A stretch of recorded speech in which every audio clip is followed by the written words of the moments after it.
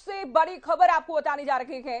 कांग्रेस अध्यक्ष पद का चुनाव नहीं लड़ेंगे अशोक गहलोत, तो जिनका नाम सबसे आगे रहा, लेकिन तमाम तरह की जो बातें सामने आई, जिस तरह की उठापटक राजस्थान की सियासत में देखी गई, उसके बाद अशोक गहलोत का यह कहना है कि मैं अध्यक्ष पद का चुनाव नहीं लड़ूंगा। मैंने सोनिया गांधी से माफी मांग ली है। ये बहुत बड़ी बात अपने आप में। देखिए, अशोक गहलोत की ओर से कही गई है कि वो इलेक्शन नहीं फाइट करेंगे। कांग्रेस की अंतरिम अध्यक्ष सोनिया गांधी से माफी मांग ली गई है। सोनिया गांधी से मुलाकात की गई और मुलाकात के बाद ये बात उनकी ओर से कही गई है। तो अशोक गहलोत का नाम हालांकि शुरुआती तौर पर हम बात करें सबसे आगे माना जा रहा था, प्रबल दावेदार वो नजर आ रही थे, लेकिन कांग्रेस में आप जानते हैं संगठन का चुनाव करना, संगठनात्मक बदलाव करना ही आसान नहीं, तो सबसे बड़े पद के लिए लड़ाई आसान कैसे हो सकती है। अब अशोक गहलोत की ओर से साफ तौर पर खुद ही ऐलान कर दिया गया है कि वो इलेक्शन फाइट नहीं करने वाले हैं। सोनिया गांधी से मुलाकात की गई, मुलाकात के बाद ये बात कही गई है। सोनिया गांधी से माफी मैंने मांग ली है, ये भी साफ कहा गया है अशोक गहलोत की ओर से। तो कांग्रेस में लगातार उठापटक का दौर जारी है। कांग्रेस पर बार बार जो एलिगेशन लगते हैं कि कांग्रेस सबसे बड़े पद, सबसे बड़ी कुर्सी के लिए गांधी नेहरू परिवार से बाहर कभी नहीं गई, गांधी परिवार से बाहर नहीं गई। हालांकि इससे पहले भी 1 से 2 बार प्रयास किए गए थे, अब एक बार फिर से ये प्रयास करना जारी तो था ही, लेकिन इस बीच अशोक गहलोत का कहना है कि वो चुनाव नहीं लड़ेंगे। सोनिया गांधी से मुलाकात हुई, मुलाकात में कुछ जाहिर है बात हुई है, और बात किए जाने के बाद उनकी ओर से साफ कहा गया है कि वो चुनाव नहीं लड़ेंगे। चलिए, हमारे वरिष्ठ संवाददाता अमित तिवारी हमारे साथ जुड़ गए हैं। अमित, देखिए, लगातार चर्चाओं का दौर जारी है कि कांग्रेस का अगला अध्यक्ष कौन होगा। हालांकि शुरुआत में अशोक गहलोत का नाम बहुत प्रबल दावेदार के तौर पर देखा गया, इसमें सबसे आगे वो माने जा रहे थे, लेकिन कई तरह की उठापटक और उसके बाद ये साफ कह दिया जाना कि मैं इलेक्शन फाइट नहीं करूंगा, क्या मायने आप देखते हैं?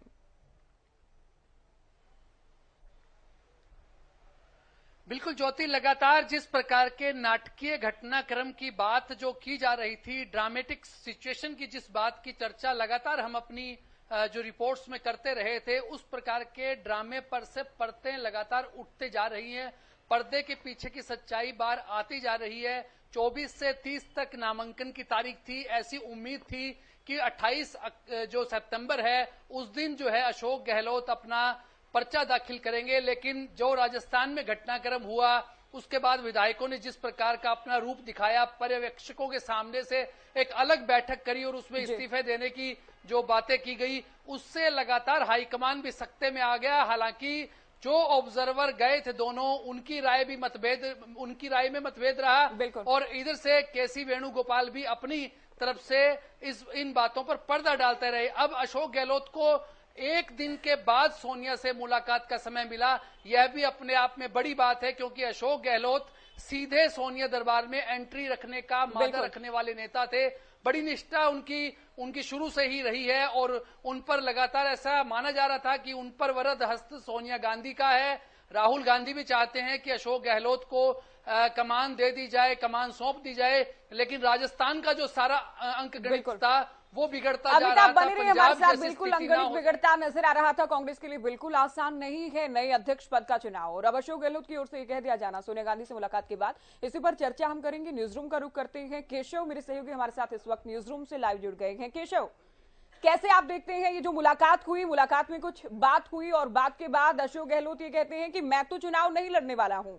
हाँ, सोनिया गांधी से माफी भी मांगी गई है। अब आप क्या मानते हैं कि रेस में कौन से नए चेहरे शामिल होंगे? और चूंकि सवाल तो देखिए बरकरार है कि अगला अध्यक्ष कौन होगा कांग्रेस पार्टी का।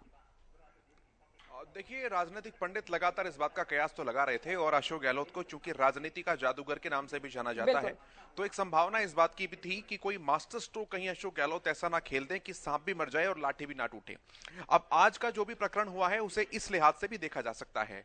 अशोक गहलोत बहुत परिपक्व नेता हैं, उस समय के नेता हैं जब एक हवलदार के इशारों पर उन्होंने मुख्यमंत्री पद अपनी तरफ कर लिया था, राजीव गांधी को अपने विश्वास हासिल कर लिया था, और अब अशोक गहलोत का ये समझना कि उन्होंने नादानी में ऐसी बात कर दी है और वो खेत जता देंगे, ये मुझे लगता है कि थोड़ी सी राजनीतिक नासमझी हो सकती है। अशोक गहलोत ने, कुछ लोगों का यह भी मानना है कि बहुत सोचे समझे और सदे हुए कदमों के साथ ये कदम उठाया है, क्योंकि प्रताप सिंह खाचरियावास अशोक गहलोत के विश्वस्त होने के साथ साथ बहुत परिपक्व मंत्री हैं, कैबिनेट मंत्री हैं। गोविंद सिंह डोटासरा मिश्रा प्रदेश अध्यक्ष हैं। धारीवाल जिन्हें जो सबसे शुरुआती दौर में इन बात को विवाद पैदा किया कि पंजाब का जैसा हाल नहीं होने देंगे, वो भी बहुत परिपक्व मंत्री हैं और अशोक गहलोत के विश्वस्त के अंदर उनके नाम गिने जाते हैं। तो अशोक गहलोत की तरफ से शुरुआती दौर से इस तरह के रुझान जो है वो दिखाए जा रहे थे कि वो राज्य की राजनीति तक खुश हैं, वो मुख्यमंत्री की कुर्सी पे खुश हैं, वो केंद्र की राजनीति में नहीं आना चाहते हैं। और पिछले चुनावों में तो इस तरह की भी बात सुनने में आई थी कि अशोक गहलोत अपना आखिरी चुनाव लड़ रहे हैं, इसके बाद शायद वो राजनीति से संन्यास ले लें। हालांकि ये केवल कयास ही होते हैं, लेकिन आज की तारीख के अंदर अशोक गहलोत ने इतना संदेश देने की आलाकमान को कोशिश की कि मैं प्रदेश की राजनीति तक ही रहना चाहता हूं। अब उनका जरिया, उनका तरीका कैसा था, उसका सही और गलत के तराजू पर तौलकर आकलन किया जा सकता है। अनुशासनहीनता इसे एक हद तक कही जा सकती है, लेकिन अनुशासनहीनता कहीं किसके इशारे पर गई है? अच्छा केशव, देखिए माफी मांगी गई है, जो राजस्थान में हुआ उसे लेकर माफी मांगी गई है, या फिर इलेक्शन नहीं लड़ेंगे इसे लेकर उनकी ओर से माफी मांगी गई होगी?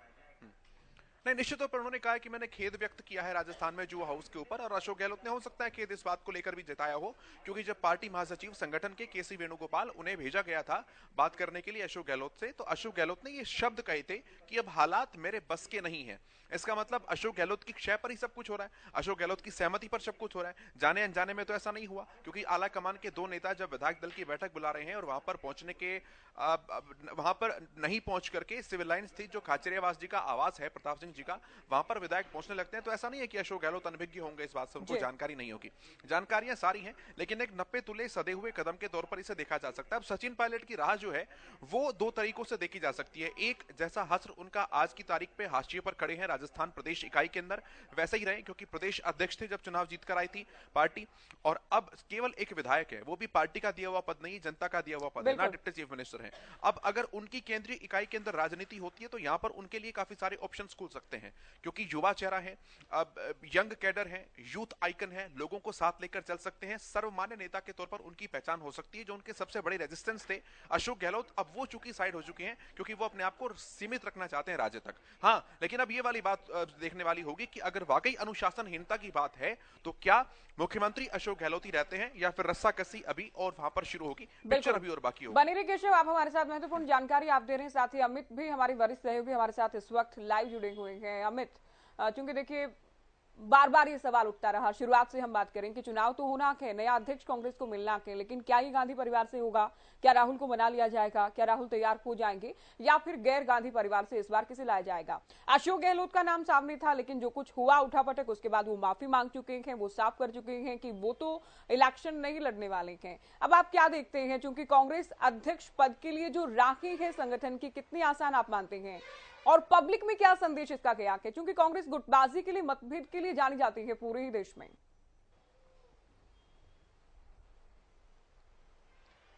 बिल्कुल ज्योति, जैसा आपने शुरू में कहा था कि संगठन चुनाव करवाना ही बड़ी बात है, तो ऐसे में यह अध्यक्ष का चुनाव है, कांग्रेस के राष्ट्रीय अध्यक्ष का चुनाव, तो ऐसे में बड़ी चीज ना हो तो ऐसा कम हो ही नहीं सकता इस बात के लिए। ऐसे में अब स्थिति जो बनी हुई है उसके हिसाब से दिग्विजय सिंह भी लगातार अभी उन्होंने भी पर्चा लिया है और वे भी पर्चा कल संभवतः दाखिल करेंगे। इसके साथ साथ शशि थरूर का नाम भी आ रहा है, मल्लिकार्जुन खड़गे का भी नाम आ रहा है, तो ये तीनों ही अभी इनकी दौड़ चल रही है और ऐसे में कल तक का दिन है नामांकन के लिए। तो देखने वाली बात होगी कि अभी तीनों में से, क्योंकि कांग्रेस हाईकमान हिंदी भाषी राज्यों से अध्यक्ष चाहता है, तो ज्यादा संभावना इसीलिए पहले अशोक गहलोत की थी, उनका नंबर पहला चल रहा था, लेकिन जैसे ही अब वे साइड में हो गए हैं तो ऐसे में दिग्विजय सिंह भी अपनी कोशिशों में लग गए हैं। देखने वाली बात होगी कि हाईकमान किसको अपना आशीर्वाद देता है। फिलहाल इन्हीं तीनों लोगों का नाम आ रहा है, और अगर यह तीनों भी अपना नामांकन नहीं दाखिल करते हैं तो फिर आखिरकार विकल्प के रूप में राहुल गांधी ही बचेंगे। जैसा कि लगातार पहले 1 दर्जन राज्यों की जो पीसीसी कमेटियां हैं उन्होंने अपनी तरफ से प्रस्ताव भी पारित किया था कि राहुल गांधी को यह अध्यक्ष बनाया जाए। तो सारा जो ड्रामेटिक सिचुएशन जो थी उसका लब्बो लबाब राहुल गांधी के रूप में भी सामने आ सकता है। हालांकि इस तमाम जो घटनाक्रम से कांग्रेस का जो आम कार्यकर्ता है वो पहले से ही दुखी है, अब उससे और पीड़ा इस सारे मामले से, कार्यकर्ताओं का मनोबल गिराने वाली बात तो है ही। साथ ही बार बार जो विरोधी दल, कांग्रेस के विरोधी दल कहते हैं कि आप क्या भारत जोड़ेंगे, आप अपना संगठन, अपनी पार्टी तो पहले जोड़ लीजिए, और एक बार फिर से जाहिर है कांग्रेस पार्टी को घेरा जाएगा। लेकिन अब आगे क्या सवाल, ये लगातार बरकरार रहेगा।